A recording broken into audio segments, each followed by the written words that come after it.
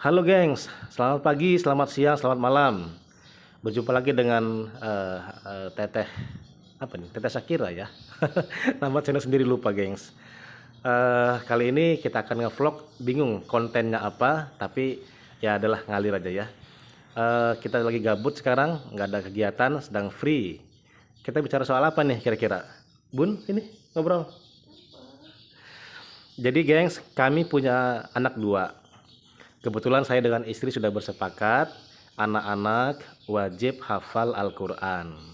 Dari SD sudah mulai dikondisikan agar mereka cinta mengaji, agar mereka kenal dengan kewajiban untuk sholat dan lain sebagainya. Dan terutama mereka harus siap untuk berangkat ke pondok pesantren kalau sudah lulus SD. Itu yang paling penting.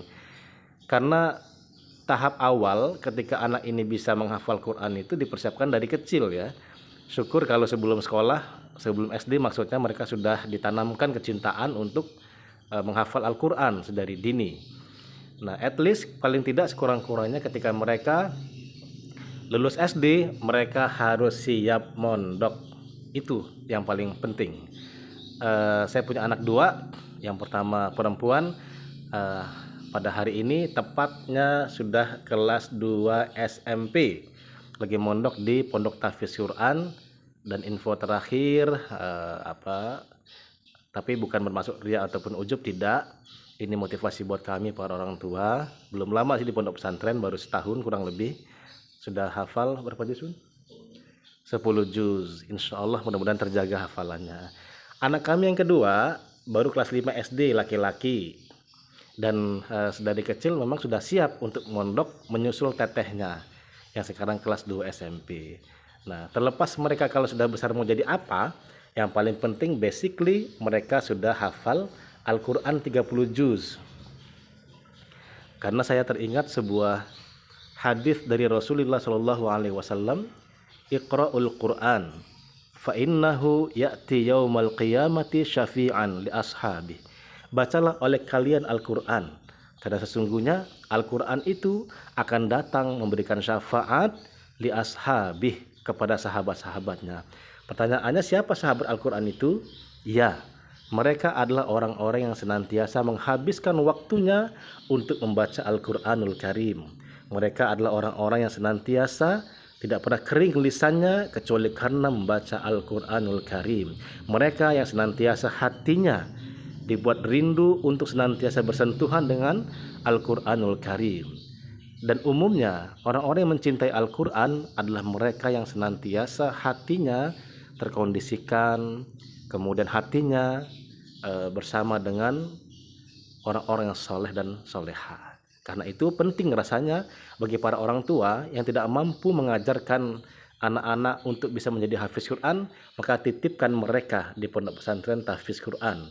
Dimanapun kita berada, kita melihat ada pondok pesantren yang bagus, maka titipkan anak kita ke sana. Dan percayalah bahwa setiap untaian huruf yang dibacakan oleh anak ananda kita, maka itu akan mengalir pahala buat ananda kita tersebut dan mengalir pula bagi orang tuanya. Karena itu saya dengan bunda sudah sepakat, anak-anak basicnya harus menjadi hafiz Al-Quran. Besarnya nanti mereka jadi apa, dipersilakan. Apakah mereka jadi arsitektur, ataukah mereka menjadi dokter, atau mereka menjadi doktor, profesor, pengusaha, dan lain sebagainya. Tapi basically mereka punya Al-Quran 30 juz di dalam hati, pikiran, dan juga perasaan mereka. Jadi setiap hari mereka senantiasa akan berinteraksi dengan Al-Quran. Dan itulah harapan kami kedua orang tua. Mudah-mudahan teman-teman netizen yang beragama Islam khususnya, mudah-mudahan juga akan terbuka wacana ini.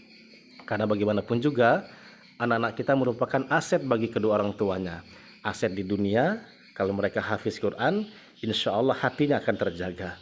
Kalau mereka hafiz Al-Quran, insya Allah pikirannya, adabnya, dan lain sebagainya terjaga. Dan itu akan diberikan juga kepada kedua orang tuanya, adab dan lain sebagainya. Dan ketika kita sudah meninggal dunia misalnya, maka para orang tua yang memiliki anak yang hafiz Quran, maka jangan pernah khawatir.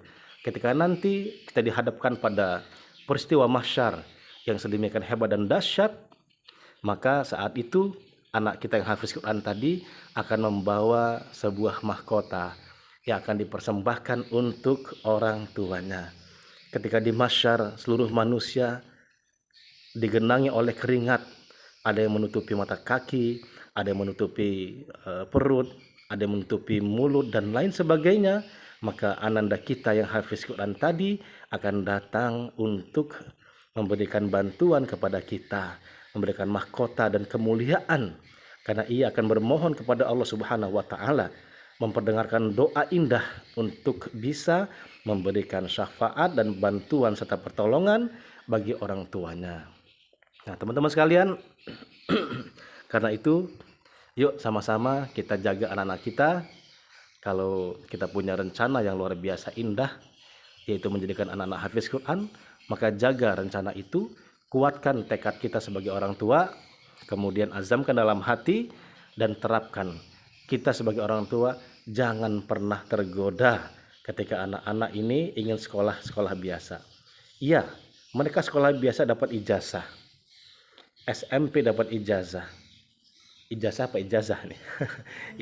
Ijazah ya, ijazah. Ijazah? Mana ya?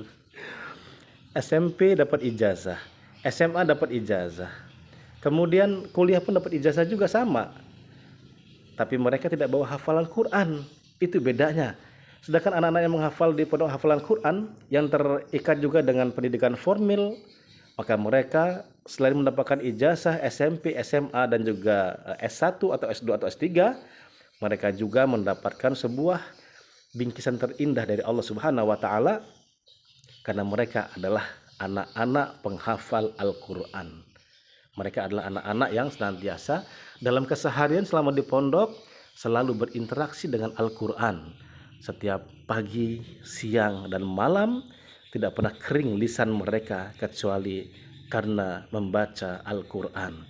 Saat mereka lelah dan penat dirasa, mereka istirahat sebentar, lalu kemudian mereka membaca Al-Quran lagi.